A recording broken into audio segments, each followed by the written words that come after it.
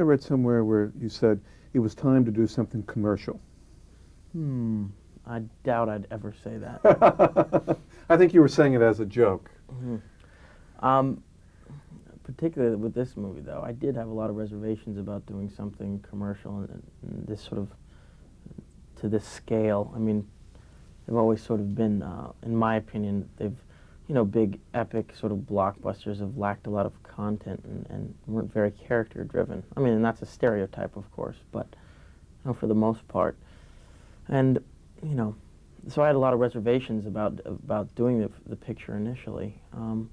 But when I actually read the script and met with James and Kate, I realized that it had a lot of important themes and it was an immensely interesting story. Yeah. Was there a point, though, you were standing on that boat midway through the shoot or three-quarters of the way through that shoot and you looked up and said, what have I gotten myself into? Absolutely. This is a story I've told a lot, but it's the truth that, there was a week sequence where we were on the poop deck, which is the back part of the ship. Poop made you laugh. I'm sorry. I've got a 2-year-old and a 5-year-old. Poop makes me laugh all the time. Go ahead. Well, we were on this sort of hydraulic poop deck, and we were cabled onto the back, and below us there were 15 stunt people on bungee cords, bouncing off each other and bouncing off steel girders. And I looked up, and James Cameron was floating in on a giant crane with a close-up going past us to a green screen below us as the thing was on hydraulics moving back. And notice I say thing. And, there was 20 cranes with lights around us, and it was the most unbelievable spectacle I've ever seen in movie making, Sure.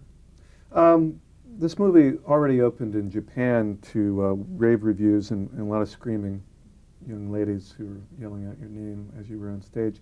And I think I read somewhere that night you said this movie made a man out of you. Mm-hmm. Can you explain? Oh, man out of me, man out of me. It took the man out of me. Well, it's simply because this film goes through such a broad spectrum of things, and we did everything on this movie. I mean, it lasted so long.